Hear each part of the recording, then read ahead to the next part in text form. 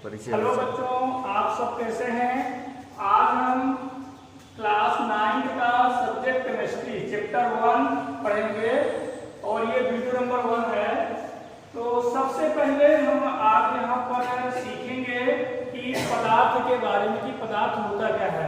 तो जैसा कि आप जानते हैं कि आपके वातावरण में बहुत सारी ऐसी चीजें हैं जिनको आप हमेशा देखते हैं, वो उनको आप स्पर्श करके, देख करके, सुन करके इस या अन्य क्रियाओं के माध्यम से अनुभव करते हैं।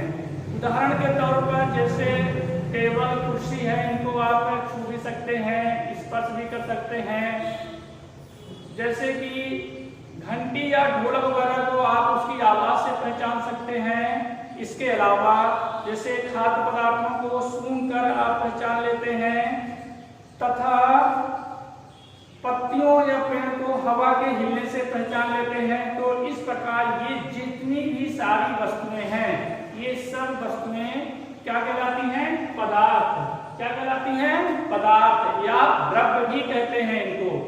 तो सबसे पहले हम द्रव्य की परिभाषा बताते हैं। उससे पहले कुछ एक बात आपको और बता दें कि इन सभी वस्तुओं को, जिनको अभी हमने बताया, इन सभी वस्तुओं में दो बहुत खास चीजें होती हैं। दो खास चीजें क्या हैं? एक तो उनमें द्रव्यमान होता है जिसके कारण उनको हम तौल सकते हैं। दूसरा उनमें आयतन होता है जिसके कारण वो स्थान घेरती हैं। अब थोड़ा सा आगे चलते हैं तो आपने आगे जब इसमें देखेंगे तो पुराने भारतीय दार्शनिकों एवं यूनानी दार्शनिकों ने द्रव्य को बताया था कि ये 5 तत्वों से मिलकर बने होते हैं। अब ये 5 तत्व कौन से हैं? ये 5 तत्व हैं आकाश, पृथ्वी, अग्नि, वायु और जल। इन 5 तत्वों से मिलकर कोई भी पदार्थ बनता है। किंतु आधुनिक वैज्ञानिकों ने इस चीज को कुछ अलग तरीके से व्याख्या किया है, उसको हम अभी आगे देखेंगे। तो सबसे पहले देखिए पदार्थ होता क्या है। तो विज्ञान में पदार्थ या द्रव्य, विज्ञान में पदार्थ या द्रव्य उस वस्तु को कहते हैं जो कुछ ना कुछ स्थान घेरती है और जिसका कुछ ना कुछ द्रव्यमान होता है। ये दो बातें बहुत खास हैं, ठीक है। कुछ ना कुछ स्थान घेरती हैं और जिनका कुछ ना कुछ द्रव्यमान होता है, उसे हम पदार्थ कहते हैं। उदाहरण के तौर पर आपके आसपास जितनी भी चीजें हैं जैसे किताब, पेन, टेबल, सूर्य, तारे इत्यादि जो सब हैं, ये किसमें आते हैं? पदार्थ में। अब जो आधुनिक पदार्थ का वर्गीकरण है वो किसके आधार पर है? कि आधुनिक वैज्ञानिकों ने पदार्थ को 2 आधारों पर, वो आधार कौन से हैं? भौतिक गुणधर्मों के आधार पर और रासायनिक प्रकृति के आधार पर वर्गीकृत किया है। तो आइए इसको हम एक ग्राफ के माध्यम से समझते हैं कि भौतिक गुणधर्मों के आधार पर द्रव्य का वर्गीकरण कैसे करेंगे और रासायनिक प्रकृति के आधार पर पदार्थ का वर्गीकरण कैसे करेंगे। तो आइए देखते हैं।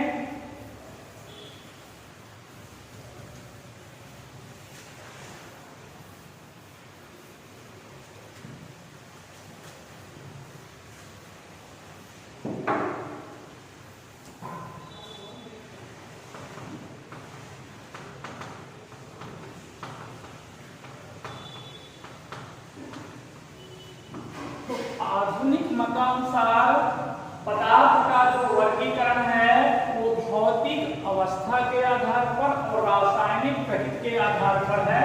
तो देखिए कैसे इसको अपन देख रहे हैं। यहाँ पर ये जो पदार्थ है इसको हम 2 भागों में पहले कर लेते हैं।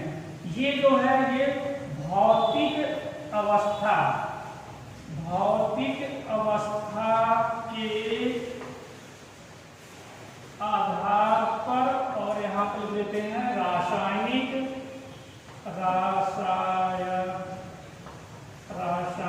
संगठन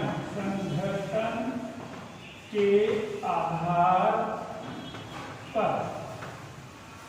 तो भौतिक अवस्था के आधार पर पदार्थों को 3 भागों में बांटा गया है। पहला भाग क्या है? ठोस, दूसरा भाग क्या है? द्रव, और तीसरा भाग जो है वो क्या है? गैस। तो आपने अभी देखा कि भौतिक अवस्था के आधार पर ठोस, द्रव और गैस 3 भागों में पदार्थ को बांटा गया है। रासायनिक संगठन के आधार पर पदार्थ को पुनः 2 भागों में बांटा गया है। कितने भागों में? पुनः 2 भागों में बांटा गया है। पहला भाग है यहाँ पर शुद्ध तत्व, शुद्ध तत्व, शुद्ध पदार्थ, शुद्ध पदार्थ।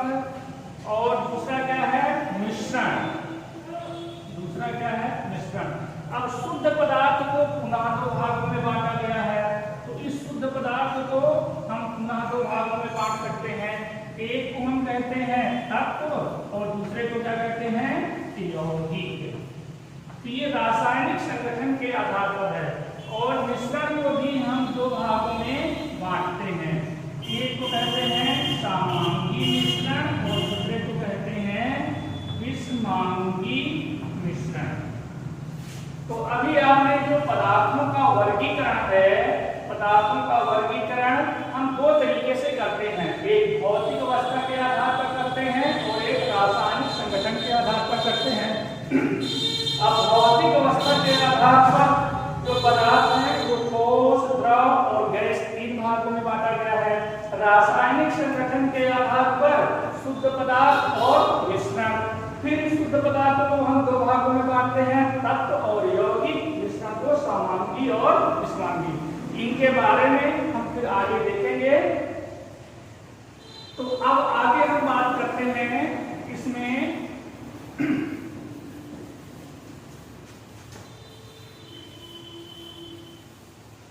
आगे पदार्थ के कणों के गुणधर्म या गुण। पदार्थ के कणों के गुण, पदार्थ के कणों के गुण, इसको हम देखते हैं। तो जो पदार्थ हैं इनके जो कणों के गुण हैं वो कैसे हैं? तो हम यहाँ पर देखते हैं कि पदार्थ के कणों के निम्नलिखित गुण हैं। निम्नलिखित गुण होते हैं। अब ये गुण कौन कौन से हैं? तो पहला है पहला गुण जो है पदार्थ के कण। पदार्थ के कण अत्यंत सूक्ष्म, अत्यंत सूक्ष्म होते हैं।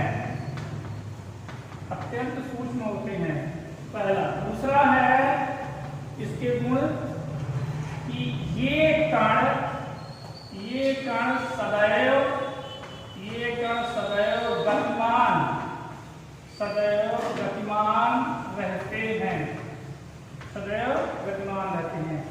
तीसरा, इन कणों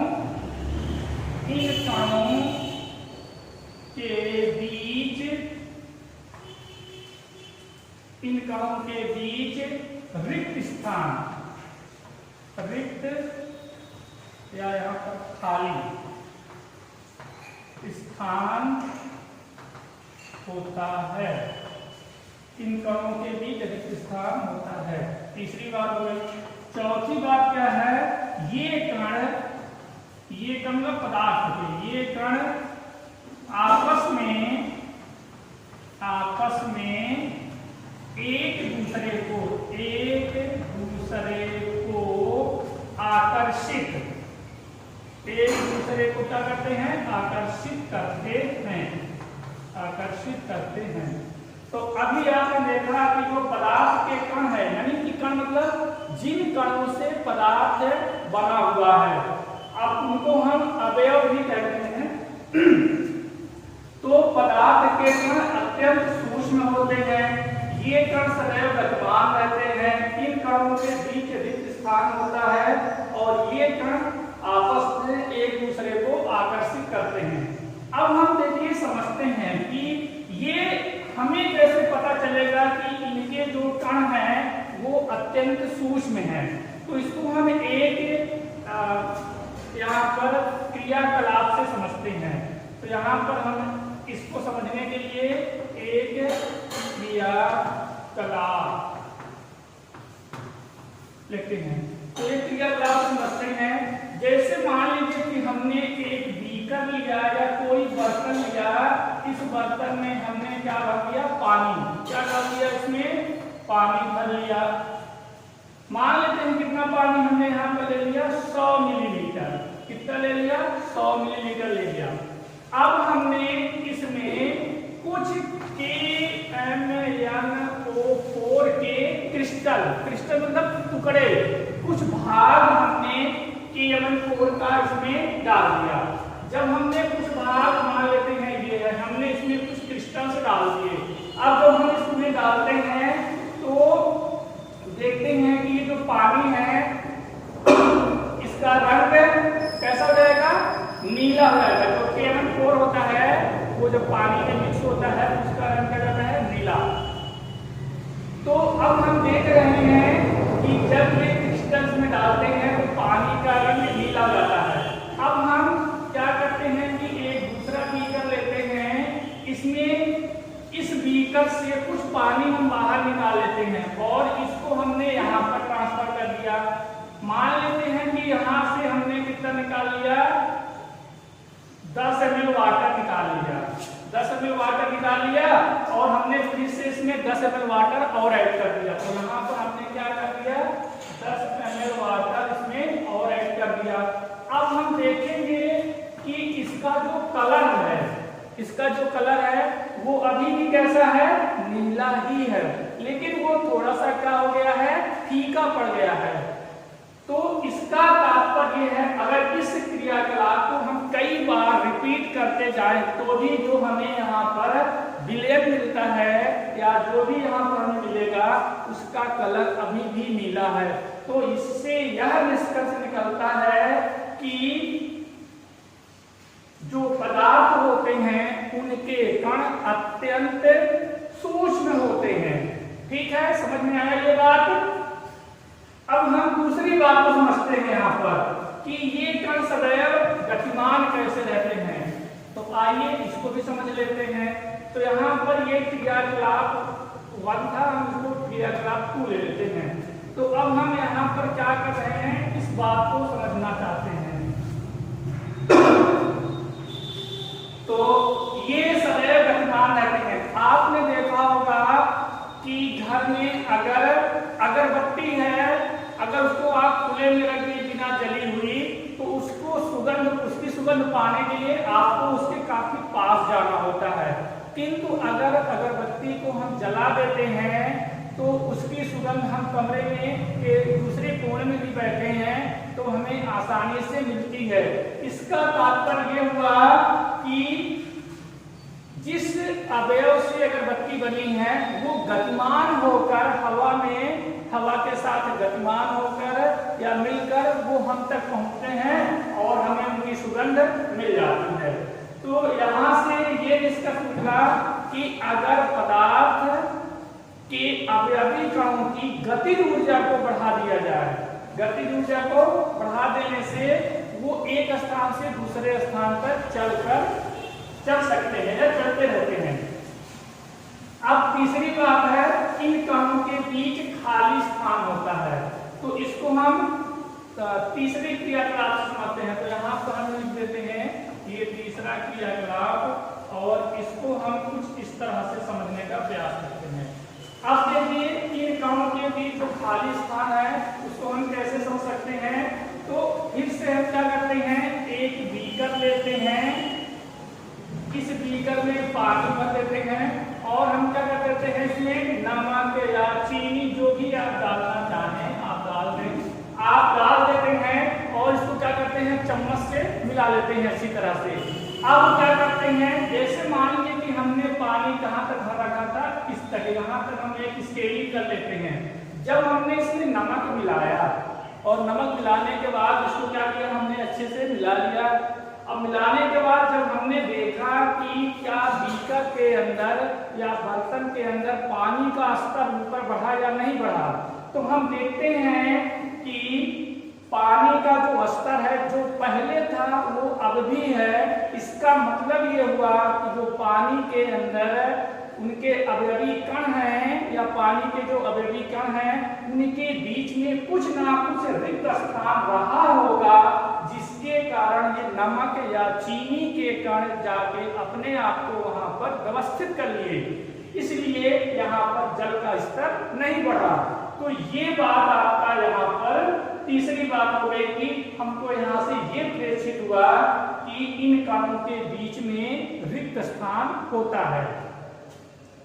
अब हम यहाँ पर आगे देखते हैं कि जो ये कण आपस में एक दूसरे को आकर्षित करते हैं। क्या करते हैं?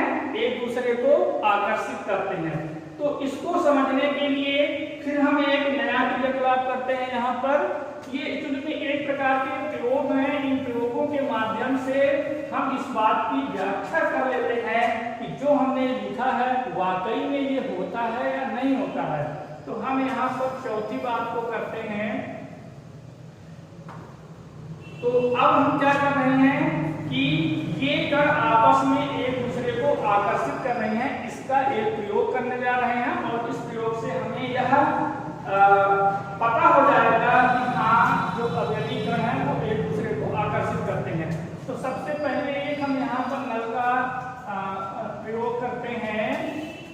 अगर यहाँ से हमने पानी की कुछ धार यहाँ पर गिराई और मान लेते हैं कि हमने यहाँ पर कोई एक ऐसा स्ट्रक्चर या उंगली वगैरह लगा दिया, तो आप देखेंगे कि पानी की जो धारा है वो कुछ इस तरह से दो भागों में बढ़ जाती है और ये फिर क्या है, ये आगे चल के फिर से इसमें क्या जाती है, आपस में मिल जाती है। जिससे ये निष्कर्ष निकल रहा है कि ये जो अवयवी कण हैं वो एक दूसरे को आपस में आकर्षित करते हैं। तो ठीक है बच्चों, हमने यहाँ तक पढ़ लिया है। अब इसके आगे पदार्थ के जो भौतिक गुण है उसको आगे पढ़ेंगे। धन्यवाद।